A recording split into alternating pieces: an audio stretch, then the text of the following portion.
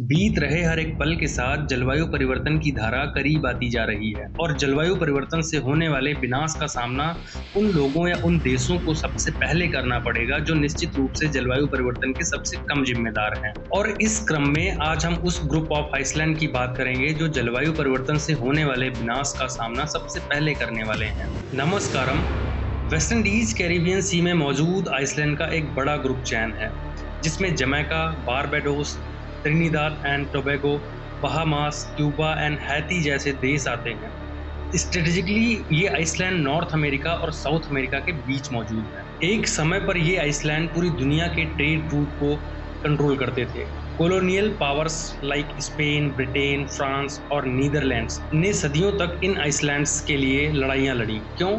क्योंकि जो कैरिबियन सी को कंट्रोल करता था वो अटलांटिक ट्रेड को कंट्रोल करता था। आज वेस्ट इंडीज को दुनिया के सबसे वल्नरेबल रीजन में गिना जाता है और इसकी सबसे बड़ी वजह है सी लेवल राइज। ये बात सबको पता है कि जब टेम्परेचर बढ़ता है तो बर्फ पिघलती है। तो धरती पर लगातार बढ़ रहे टेम्परेचर की वजह से धरती पर मौजूद बर्फ की बड़ी बड़ी परत पिघल रही है जो पिघलकर सीधा समंदर में जा मिलती है, जिससे समंदर के पानी में लगातार वृद्धि हो रही है। वैज्ञानिकों के अनुसार अगर ग्लोबल वार्मिंग इसी स्पीड से बढ़ती रही तो आने वाले कुछ सालों में कैरिबियन आइसलैंड्स के कई कोस्टल एरियाज पानी में डूब सकते हैं।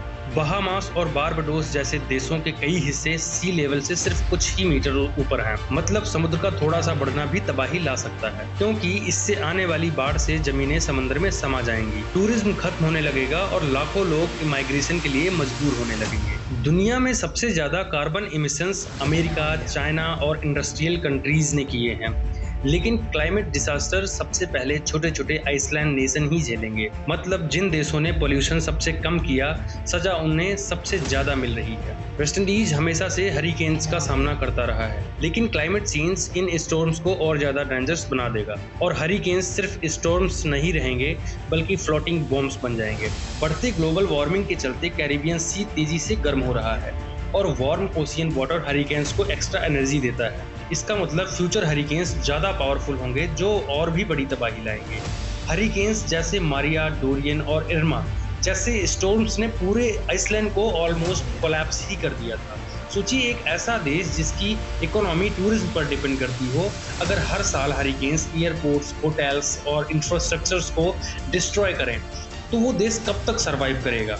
दुनिया कैरिबियन को इंस्टाग्राम पैराडाइज के रूप में देखती है, like luxury resort, cruise ship, beaches, parties, लेकिन रियलिटी इससे कहीं ज्यादा डार्क है। वेस्ट इंडीज की कई इकोनॉमीज टूरिज्म पर 50% से ज्यादा डिपेंड करती हैं। मतलब अगर सी लेवल बढ़ा तो वेस्ट इंडीज की वो सारी बीचेस जो दुनिया भर के लोगों को अपनी तरफ अट्रैक्ट करती हैं, वो पानी में डूब जाएंगी और वेस्ट इंडीज के तमाम आइसलैंड की इकोनॉमी कोलैप्स कर जाएगी। जैसा कि कुछ एक्सपर्ट्स ने भी कहा है कि फ्यूचर में कैरिबियन के कुछ कंट्रीज इकोनॉमिकली सर्वाइव ही नहीं कर पाएंगे। और अगर हम कोरल रीफ्स की बात करें तो कोरल रीफ्स वेस्ट इंडीज के देशों के लिए सिर्फ समंदर के अंदर की सुंदर चीजें नहीं हैं, बल्कि ये उनकी सुरक्षा, अर्थव्यवस्था, भोजन और पर्यटन की रीढ़ है। कोरल रीफ्स नेचुरल सी वॉल की तरह काम करते हैं। ये समंदर के लहरों की ताकत को कम कर देते हैं, जिससे हरिकेन्स और स्टॉर्म का इम्पैक्ट कोस्ट तक कम पहुंचता है। लेकिन ओशियन वार्मिंग की वजह से रीफ्स तेजी से मर रहे हैं।